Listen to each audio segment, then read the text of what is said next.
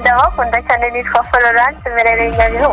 Yego Florence. Inyabihu. Nanjye ndashaka kugaragaza impano ufite iyihe mpano yo kuririmba. uririmba izihe ndirimbo?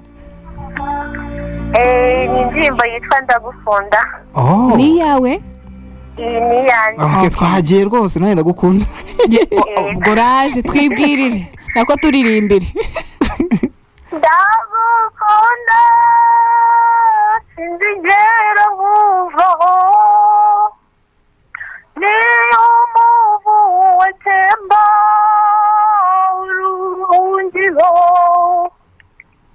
Yesu we uruhungiro, nawe kwinjiye ngakorwe n'isoni.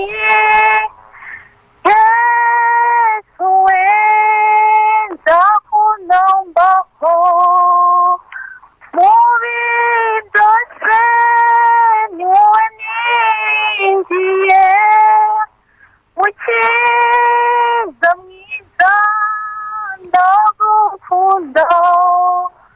Yesu we ngwishyize mu biganza.